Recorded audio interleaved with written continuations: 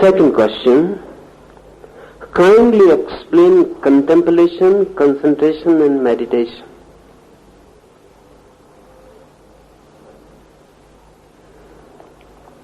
Contemplation means thinking, directed thinking. We all think. That is not contemplation. That thinking is undirected, vague, leading nowhere. Really, our thinking is not contemplation, but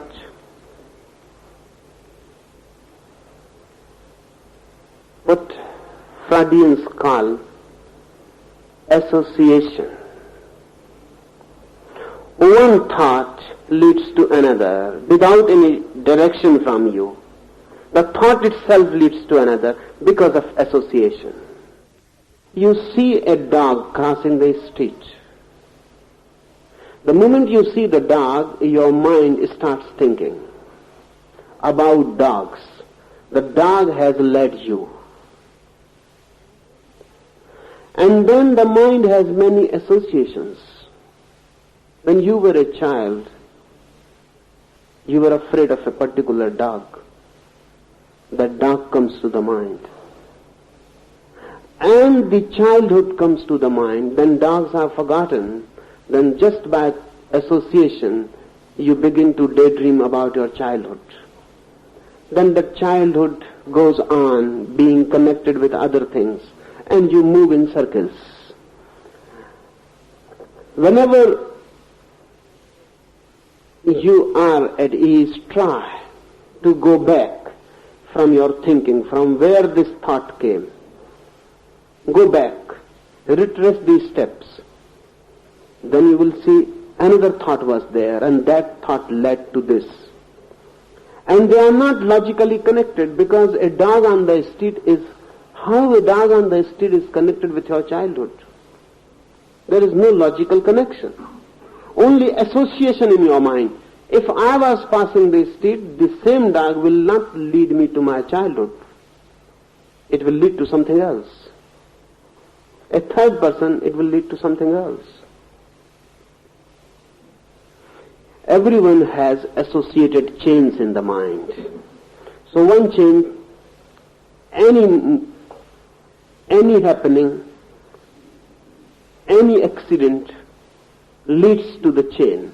Then the mind begins to function like a computer. Then one thing leads to another, another leads to another, and you go on. And the whole day you are doing this. Write down on a sheet of paper whatsoever comes to your mind, honestly. Then you will be just amazed. What is happening in your mind? No relation between two thoughts. And you go on doing this thinking and you call this thinking. This is just association of one thought to another. And they lead themselves. You are led. Thinking becomes contemplation when it is not through association but directed. You are working on a particular problem. Then you bracket all associations. You move on that problem only. You direct your mind. The mind will try to escape from any bypath to any side way, to some association. You cut off all the sideways. Only on one road you direct your mind. A scientist working on a problem is in contemplation. A logician working on a problem, a mathematician working on a problem is in contemplation. A poet contemplating a flower, then the whole world is bracketed out. Then only this flower remains and the poet, and he moves with the flower. Many things from the sideways will attract. He doesn't allow his mind to move anywhere. Mind moves in one line, directed. It is contemplation. Science is based on contemplation. Any logical thinking is contemplation. Thought directed. Thinking guided.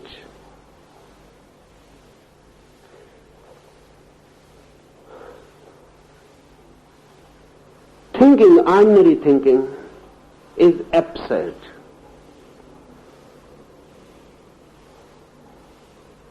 Contemplation is logical, rational. Then concentration. Concentration is staying at one point. It is not contemplation. It is not thinking. It is not contemplation. It is really being at one point, not allowing the mind to move at all. In thinking, mind moves as a madman, ordinary thinking. In contemplation, the madman is led, directed. He cannot escape anywhere. In concentration, it is not allowed to move. In ordinary thinking, it is allowed to move anywhere. In contemplation, it is allowed to move only somewhere.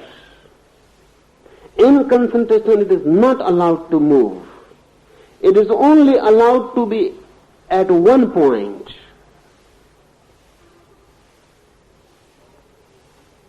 The whole energy, the whole movement stops. It sticks to one point.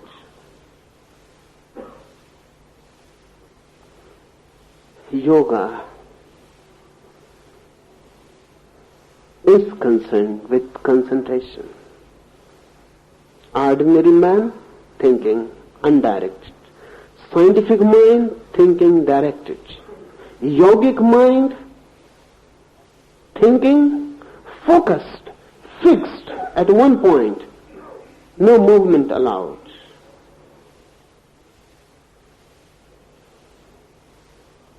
And then meditation.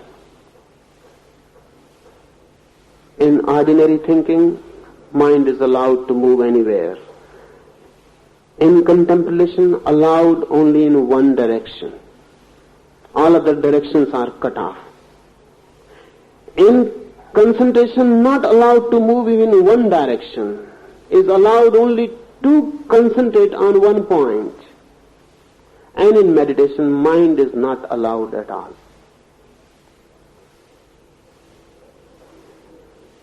Meditation is no mind. These are four stages: ordinary thinking, contemplation, concentration, meditation. Meditation means no mind. Not even concentration is allowed. Mind itself is not allowed to be. That's why meditation cannot be grasped by mind. Up to concentration, mind has a reach, approachable reach. Mind can understand concentration. Mind cannot understand meditation. Really, mind is not allowed at all.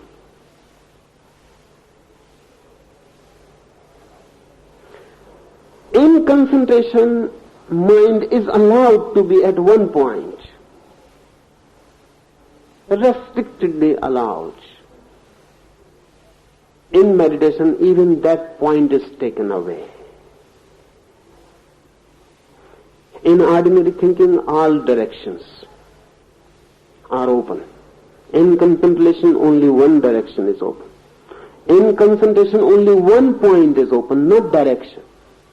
In meditation, even that point is not open. Mind is not allowed to be. Ordinary thinking is the ordinary state of mind, and meditation is the highest possibility. The lowest rung is ordinary thinking, association, and the highest, the peak, is meditation, no mind.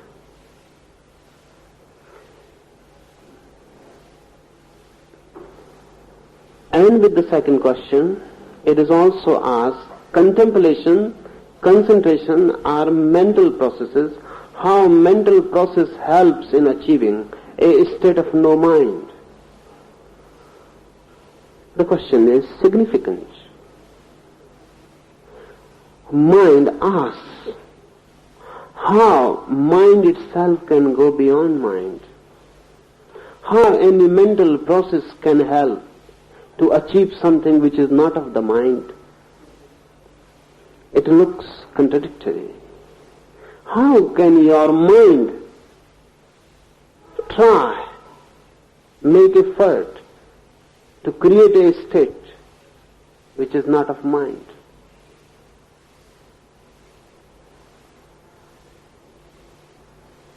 Try to understand.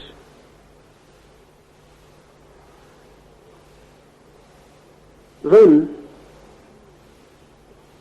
mind is, what is there? A process of thinking.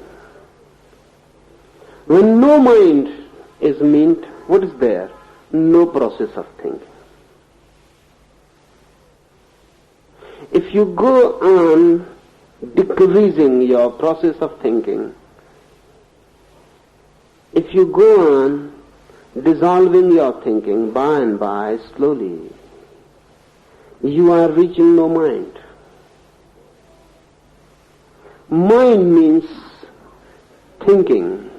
No mind means non-thinking. And mind can help. Mind can help in committing suicide. You can commit suicide.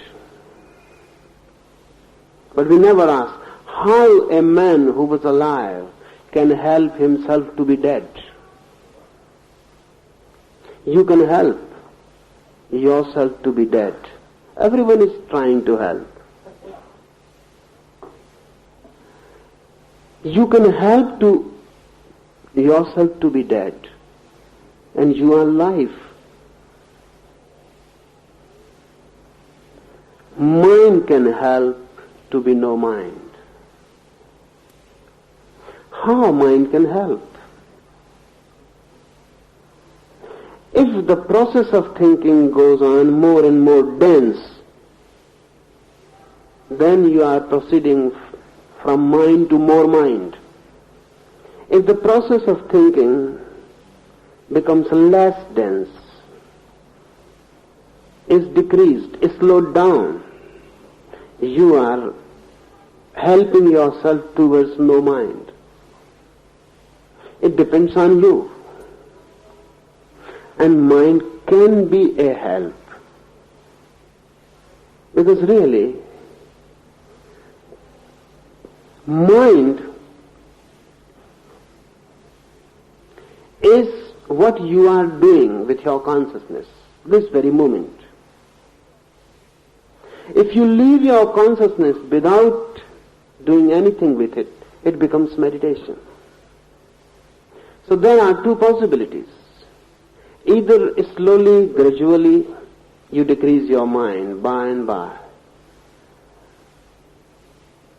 1% decreased, then you have 99% mind and 1% no mind within you.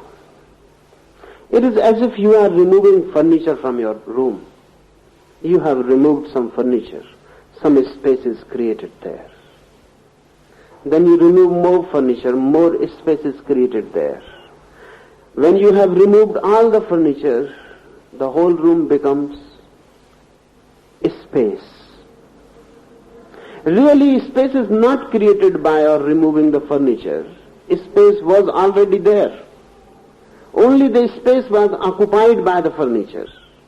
When you remove the furniture, no space is coming in from outside.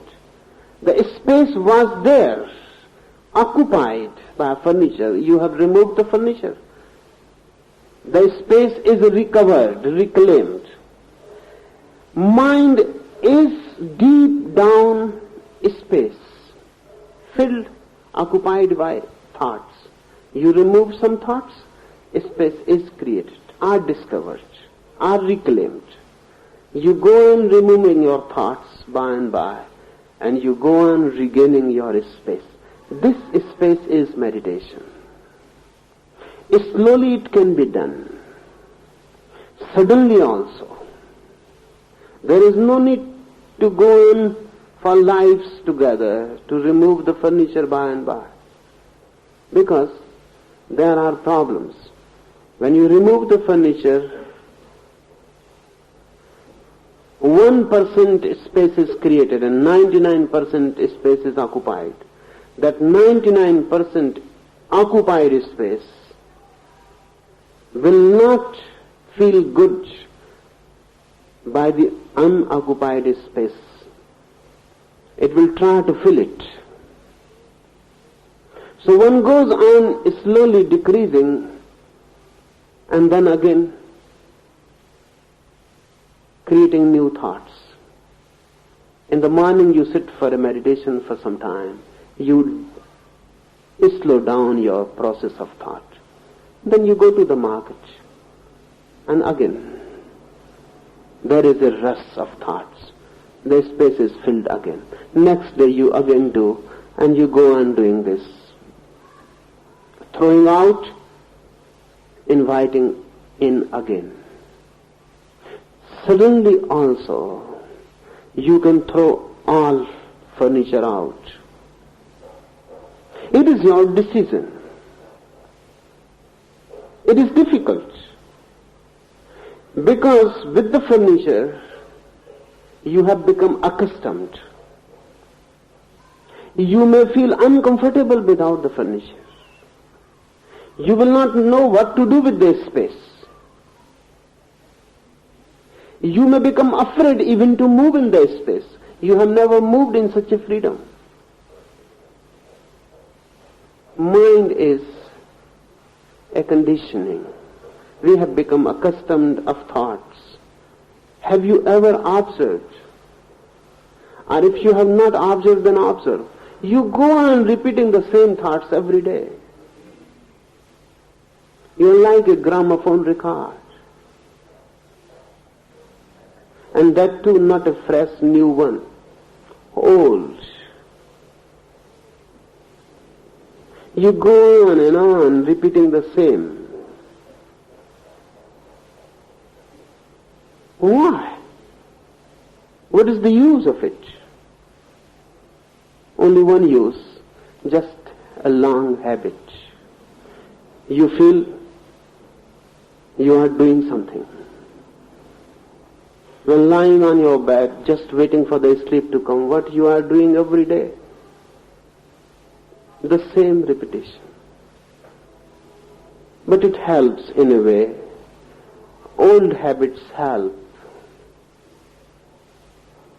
As conditionings, a child needs a toy. If the toy is given to him, he will fall into sleep. Then you can take away the toy. But the toy, if the toy is not there, the child cannot fall into sleep. It is a conditioning. The moment the toy is given to him, it triggers in his mind. Now he is ready to fall into sleep. The same is happening with you. The toys may differ. One person cannot fall into sleep unless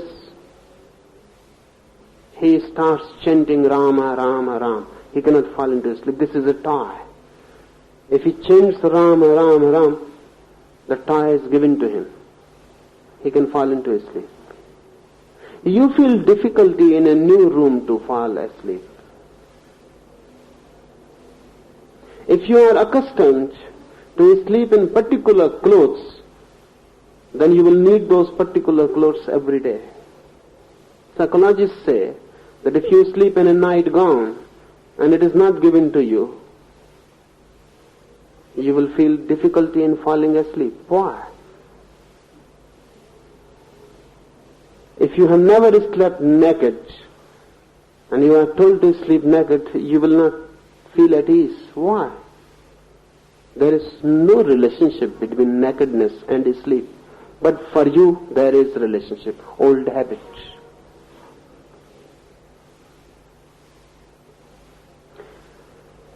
With old habits, one feels at ease, comfortable.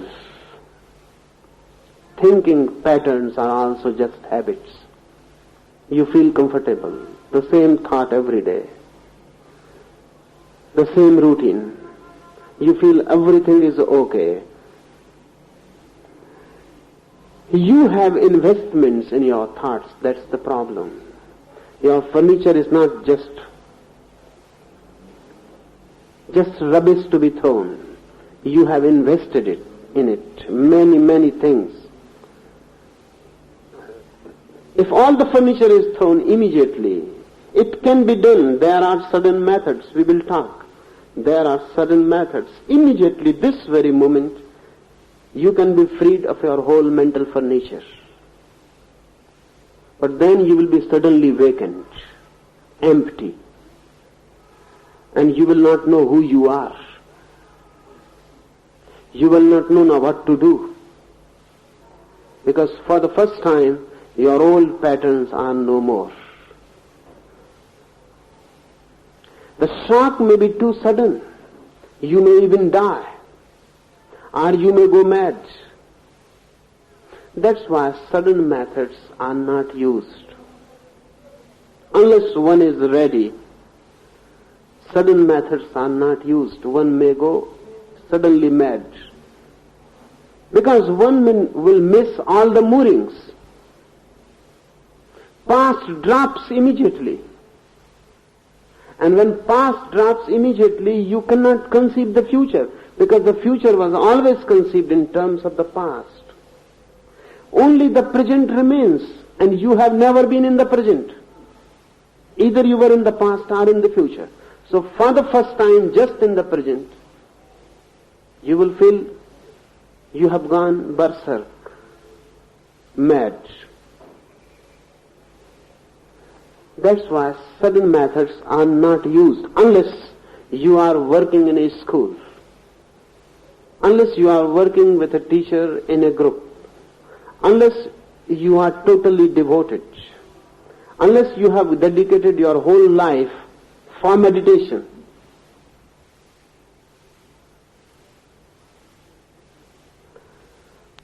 Then gradual methods are good. By and by, they take long time. But by and by, you become accustomed to space. You begin to feel space and the beauty of it, and the bliss of it. And then your furniture is removed by and by.